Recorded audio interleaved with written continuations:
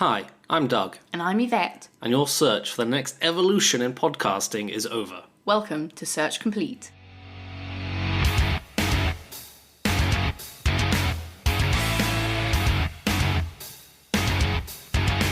Hello and welcome to Search Complete, a podcast where we see what the internet has been searching for by taking the first part of a question and seeing what Google thinks we want to know. But before typing it in, we'll guess how it auto-completes and you can play along at home. We can have a good laugh at society's expense and then we'll realise we actually want to know the answers. And our search phrase for today is biological reasons for. I think people will be searching biological reasons for pain. Because on first thought, you'd be like, why? Why am I feeling pain? What is the point of this pain? But obviously on second thought, you'd be like, well, I need to be able to respond to outside factors. But no, I just think it will be something that comes up, especially like severe pain. Like, obviously you want like sensory touch, but why do you need, like if you get stabbed, you're like, okay, I just need to know that it hurts, not that it really hurts. Oh, you mean like the biological reason for pain in general? Yeah. Oh, okay. I thought you were talking about like a specific pain, No. because I was thinking in that case you'd probably not be Googling the biological reason. You'd actually want to know what was wrong with you and go, if you should go doctor. Okay, biological reason for pain. Yeah, that's interesting. What have you got? One of my ideas was like things that are just done like across all cultures and maybe even some animals do. So like dancing and singing, like whether there's a biological reason for that. Because I feel like it's a thing that's evolved independently in so many different cultures that you might wonder, is it actually biologically ingrained? That's a good idea. Biological reason for the quick step. Maybe not specifically, but in general. Yeah. Because like birds are they're all into their dancing, aren't they? They have these mating Showing dances off. and stuff. Yeah, well I think that probably is the reason, isn't it? Just show off what you got. Yeah. Got any more ideas? Yeah, I have a biological reason for man nipples. That's a good one. What's the point? They do nothing. I don't think that they're for anything, is it? I think they just develop before your body knows if it's a male or a female body. But I think that's something people will be searching for. Well, men in particular. What's the biological reason for these things? Well, yeah, what do they do? Also, I thought about things that are kind of involuntary, but everyone does. So, like crying. Sneezing, maybe. I don't know if you had that one. But, I had crying, yawning, and hiccups.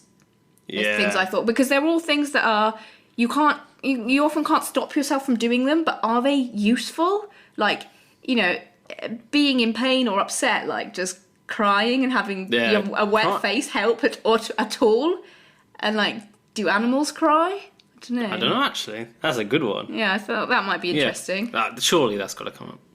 I also had biological reason for appendix, the appendix. Oh, yeah? It's like everyone's like, always talking about, you got your appendix removed or not. But, yeah. What does it do? Everyone's like, it's so useless, but... Why do we have it?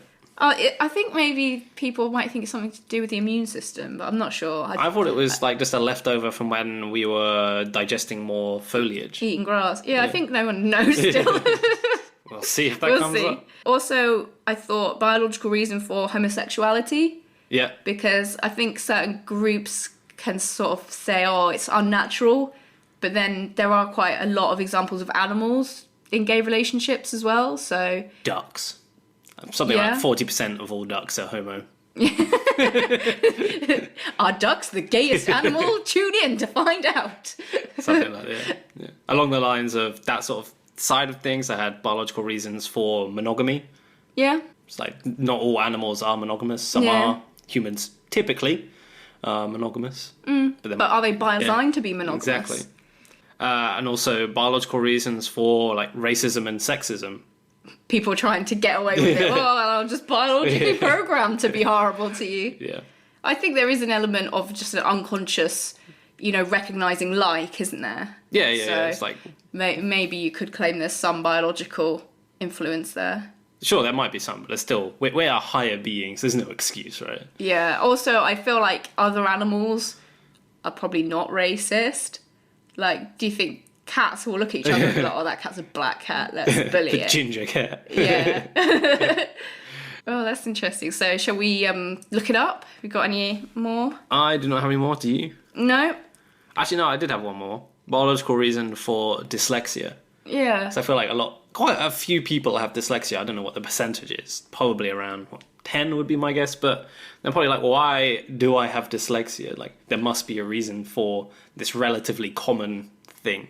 Yeah, I think that your brain just works in a different way, doesn't it? But why? What's the biological reason for that? Yeah, no, that would be interesting to find out if that's an option. Okay, I will go ahead and search these. So remember to like and subscribe to our podcast if you don't want to miss our episodes. They usually come out every Monday, every week. And you can also tweet us at scpodcast_UK. And our Instagram is the same as well. Yeah, check out the Insta. All right, here we go. Biological reasons for crime. Oh! What's... I did it because of biology. I mean, crime? I don't even understand. Like, what is going through your head? Why is this the top one? I don't get it. Yeah. It's like, I guess if people are like, we live in a society, why are people against society? Maybe that's more what it is. I don't know, that's interesting. Maybe it's like, you know, you think you're biologically programmed for crime, like if you come from a family where a lot of people have been to prison or something. Yeah. But I think that's maybe more of a nurture thing than a nature thing, but... Yeah, whatever. Is there? Next one down, biological reasons for having kidney transplants. This doesn't really make much sense to me. I assume it's because your current kidneys don't work, but maybe they want to know about what actually makes your kidneys not work. I think that's what it means. Next, couple of ones, biological reasons for depression and anxiety, eating disorders, OCD, and schizophrenia. So basically, mental disorders. A lot of brain chemistry might be in this episode. Biological reasons for aggression. I think in some cases, aggression is sort of testosterone linked, isn't it? But I would imagine so. I think that's probably situational as well. Biological reasons for alcoholism. And biological reasons for serial killers. Serial killers, interesting. I think that one's up there because I feel like over the last few years there's been a kind of surge in these like true crime documentary kind of things. Everyone fancies themselves as a serial killer detective nowadays, don't they? So I think that's probably why that one is there. I like these. I think these are some really interesting ones. Apart from the crime one, that's kind of. Crime is interesting. I am curious to see why people. Think that they're biologically programmed for crime, maybe. You've just dibs that one, so have fun with that one. And then all the mental disorders make sense. And finally, serial killers, because why not? Yeah, I think we were very far off the mark. I don't know if either of us got anything right in that one. No, I don't think so. Well, fails to us, but we will be right back with some of the answers.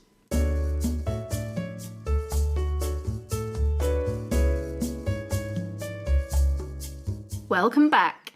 I decided to research biological reasons for crime because I thought that seemed really interesting. And was it? Yeah, it was pretty interesting. Good. So yeah, I guess it all comes down to the old nature versus nurture debate. But I feel like crime has to be one of the situations where there's like a lot of nurture at play. Yeah, I guess, I don't know what, you're basically saying in nature itself, crime wouldn't normally exist? Well, like, I feel like respect for the law is something that's learned rather than innate, because it's not like animals have the criminal justice system, is it? You don't like go to the forest and see a load of squirrels set up in a courtroom scenario. Like, and also I feel like as a child, you're kind of taught like right and wrong. Yes. But then crime is even more subjective than that because it depends like what the laws happen to be at that like time in history in that geographic location. I guess, yeah. So crime really, are we fair to say that crime is basically something that's illegal? Yeah. Yeah, and legality does not equal morality. Not necessarily. Like, for instance, in Italy, if you steal a small amount of food because you're starving, that's not considered a crime. Oh. Yeah, but then in some countries you can get prosecuted for shoplifting. Get your hand chopped off or something in some other countries. So I feel like it seems like a sort of learned behaviour, but that was just my thought. So then I looked it up, and I mostly looked up about the work of this guy who is Italian called Cesare Lombroso. So he is kind of known as the father of criminology. He might have even come up with the word criminology. And he had this biological theory of crime because so he was doing research like in the late 1800s. Okay, 100 odd years ago. But at the time, the kind of thinking in the field was just that crime was born out of free will and people are just committing crimes because they want to. Okay. Whereas Lombroso theorised that someone is born criminal. Mm-hmm. And then... So it's purely biological. Yeah, and that they can be identified as criminals by physical defects. Okay. Or congenital abnormalities. People are born, they look a certain way, and that identifies them as criminals. So if you've got like a pencil mustache or a goatee or something. Well, one of the things he thought was an indicator of criminality was tattoos. Uh-oh. Yeah. But he thought that specific criminals, such as thieves, rapists, and murderers, could be distinguished, like, as criminals of that category. Oh, so you could go... by specific, like, facial features and stuff that they've got. So what do you think a typical thief might look like?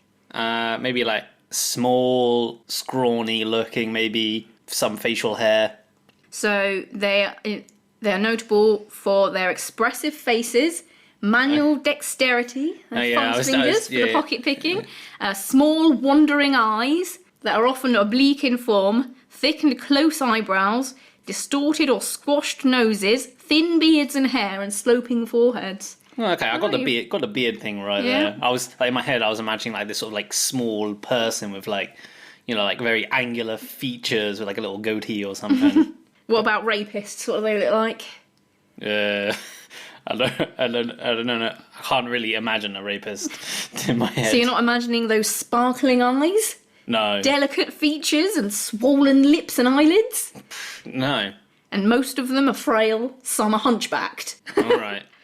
Yeah, so... I feel like this is just an excuse to, like, dick on people that look a bit weird. Yeah, basically, I think that's the conclusion. So do you think this was correct? No, I don't think there's anything to do with it. I think the only correlation between the way someone looks and whether they become a criminal or whatever is that generally I think people who look abnormal are probably treated abnormally and then maybe have to resort to crime. Yeah, so I think that was one of the main issues with this kind of thinking, and it also played into like a lot of like racist thinking as well. Yeah, the only thing that I could think of was like, you know, maybe like sometimes people can be born with like rare genetic conditions that can have, like, you know, characteristic like features in the face and stuff. Yeah. And also like learning disabilities. Okay, so maybe if you're not properly cared for, then, you know, you just have a sort of lack of social awareness. So maybe then you can, do crimes, but inadvertently. Yeah. So, you know, that's maybe some case where it could be true. But I think in general it was not true. And so his research method was just to measure the facial features of criminals and non-criminals, generally post-mortem. Okay. But he didn't actually engage in statistically significant comparison between criminals and non-criminals. So it wasn't... Yeah, just some fudge science. Didn't really have the data. And then he also coined the term criminaloid to describe a different type of criminal. So they're not... Alien criminal. Well, they're not a born criminal, so they don't look like a criminal, but they just occasionally do crimes. So I think that was his way of saying, you know, like... Oh, here are all these people with normal features, but they sometimes did crime anyway. Yeah, so it was all a bit, you know... Shit. Yeah. So do you think that this track of research had like a positive or negative effect on society? Because it was quite a big change in the thinking at the time. I would probably say overall negative. Maybe a positive way is like made people think more about it.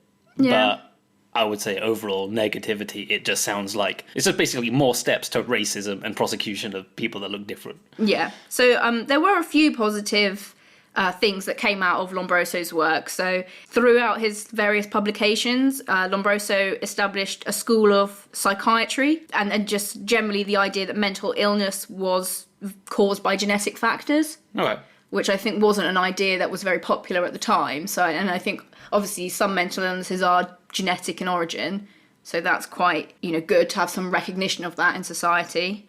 And also this research made the Italian courts consider the insanity plea as a defence in court. Okay. Which I think is a legitimate defence in some cases. Also, Lombroso is credited with the genesis of the criminal insane asylum. You know, so instead of everyone just going to prison, some people went somewhere where they could be more helped. Yeah. But yeah, there was quite a lot of negativity as well that came out of this work. So occasionally your punishment could vary depending on the defendant's biological background. So basically, if the judge or the jury just didn't like the look of you because you had a sloping forehead or something, you could get a worse sentence. Yeah, whereas if you were a criminaloid, then you less likely. Yeah, and so sometimes that was taken more into account. Like if you had a weird face, you could get punished. That was more important than the actual evidence against you. Even if no one actually saw you do it, but they're like, oh, but he's got those thief eyes. Wow. Yeah, then you could be sent down. And I'm glad I live in the 21st century. I know, it's kind of crazy, right? Like, also his, like I mentioned earlier, his theory tied into sort of racist thinking, and then was later used as the basis of a number of sort of ethnic cleansing justifications. So including by Francis Galton, who coined the term eugenics, like forced sterilisation of people, and then Mussolini's attempt to clean up the streets of Italy, and also in Nazi Germany as well. But amazingly, there's still research about this type of thing, like what you look like can influence whether you're criminal or not. Okay. So in 2016, some Chinese researchers published a paper that used facial recognition technology and AI to compare photos of convicted criminals and law-abiding citizens to see if it could pinpoint features that corresponded to criminality. And they reckon that they found structural features predicting criminality, like lip curvature, inner eye corner distance, and mouth-nose angle. Okay. But this work has been like heavily criticised because it assumes that there's no bias in the justice system. Yeah, and in the way that they trained the AI as well. It comes down to, that the algorithms are made by people and people have biases. Yeah. That's kind of sucky. I mean, I can imagine a situation where there is like a very small percent chance that if you have X feature, you're more likely to be a criminal because of various other factors involved. Yeah. Like I mentioned earlier in terms of like discrimination earlier on in life. But I can never see a world where it's enough to be solid evidence to punish someone. Yeah, and also like, is it even useful? Like, what does it achieve? Like, though even in the 18th century, this German physicist warned about the dangers of taking this type of thing seriously. Yeah. Because he was like, one will hang children before they've done the deeds that merit the gallows. So, China's using their facial recognition technology to screen everyone, which you go straight to jail because of your... the way you look, yeah. And I think that's quite scary to think about. And also, you might overlook someone, say, like Ted Bundy, who's got very, symmetrical features and clean-cut looks, but actually has committed really terrible crimes. You can't... I don't think you can judge people just on their face. Yeah, well, people do, but that's a different story for another day. So, are there any biological reasons for being a criminal? So, there probably are, but not necessarily linked to your face. Okay. So, I'm going to talk in the next section about serial killers. Okay. So, we can discuss more of the more like up-to-date research about reasons for crime in that section. Great. But before we get onto that, I looked into the biological reason for depression and the biological reason for anxiety. I just want to quickly go over like what is depression and what is anxiety, so we're all on the same page. Depression is when someone is persistently sad. Everyone has like moments of unhappiness, but it doesn't last too long, maybe a few days at most. And it generally means you're going to lose interest in things you enjoy, you feel tired, low sex drive. And Yvette, what percentage of people do you think actually have long-lasting depression? I know people say, oh, I'm depressed, but what percentage? I don't know. I think it's probably fairly common now, or like more common than people used to think, because it's become like less taboo to talk about it. Okay. So maybe like 3%? Yeah, pretty close. 1.5% of Americans have very bad depression, like clinical depression. Anxiety is a little bit different. It's just like a general fear or apprehension about the future. Small amounts of anxiety is normal. Again, it helps us prepare for the future. But if it's persistent and generally about like mundane things, if you're anxious about going outside, anxious about what you're going to have for dinner, you know. This is clinical anxiety. And what percentage of Americans do you think have clinical anxiety? I'd say anxiety is probably more common than depression. Yeah. Maybe 15%. Yeah, pretty close there. 18%. Okay, that is quite a lot of people, isn't it? Yeah, it really is. It's the most common mental illness in, at least in Western culture. So what are the biological reasons for these things? You find most people saying it's like a chemical imbalance in the brain, but I feel like this is overly simplistic. And, you know, it's like, what chemicals? What part of the brain? So reasons for depression. One biological reason is that you have a smaller hippocampus. The hippocampus is a very small part of the brain, but it's very deep inside the brain. And it's used to regulate learning and memory, as well as a bunch of other things. And they found that people, I think it was something like people with, or not everyone with anxiety, not everyone with depression, but a lot of them can be up to like 10% smaller. Wow, so if you're depressed, your actual structure of the brain physiological changes. difference. Do you know if that change is caused by the depression or causes the depression? I think it causes depression. Okay, so you always have just a different brain, and then that. Well, one, you could just, like, because of your genes have a smaller hippocampus. Another one is stress. Is known to reduce neurogenesis specifically in the hippocampus. So is that generation of new cells in the brain? Yeah, so a lot of people think that once you've got all your nerve cells, that's it. That's just straight up not true. And generally, you could just have low cell regeneration in that area as well. Okay. Not caused by stress, just like because of your genes. But I also want to say there are plenty of other places in the brain that regulate mood. It's very complex, but this is just one specific area. Another one is you've got something whack going on with your nerve cell communication. So like just in general in your brain. So nerve cells send electrochemical signals down a neuron, and then where one neuron joins another one, there's a gap which we call a synapse. And neurotransmitters, like little chemicals, are sent across the synapse. But this amount can be different in people with depression or anxiety. Yeah. So, you know, one might have too much of it, or your body isn't good at removing or isn't good at generating new neurotransmitter. So it basically does cause this chemical imbalance in the brain. Yeah. And so the upshot of that is that as the signal is passed between the neurons, the signal is just handled incorrectly. Yeah, handled incorrectly, exactly. Another thing that really affects everything I've already talked about is genetics. So how much more likely do you think you are to get major depression if a close family member has had it? I think probably quite high likely, like maybe 15% or something. Yeah, I thought it was going to be really high as well, like 50% or so. But it turns out it's only like 1.5 to 3%. Okay, that's interesting. It suggests there's a lot more other factors at play. Yeah, so there is a link, but it's not that strong, but it's statistically significant. Another biological reason for depression is just a stressful life event, such as loss of a loved one. And this extreme amount of stress can just cause a chain reaction in the body that it can't sort of revert back to where it should. Okay, so like if you've got a biological predisposition to depression, but then this event can push you over the edge, and then you start displaying the symptoms. Yeah, I don't even think you have to, you know, obviously what a predisposition is more likely, but I think it can happen to anyone. Okay, that's quite it's just worrying. Like you get shocked and you just can't go back to normal. Which, yeah, is quite worrying. But there are treatments for it. One final biological reason for depression that I thought was kind of interesting is the season itself, the weather outside. So people with this seasonal affective disorder, which shortens to SAD. Appropriately.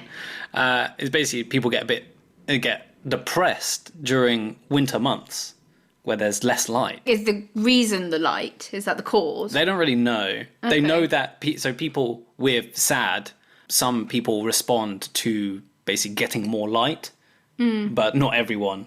Okay. So it's not really fully understood, but I mean, it makes sense, right? Your body likes seeing colourful things, and then if it's like horrible or grey outside, you can't even go outside to get the light because it's raining, but the cause is not really known. Finally, the biological reasons for anxiety, they're actually really similar to depression.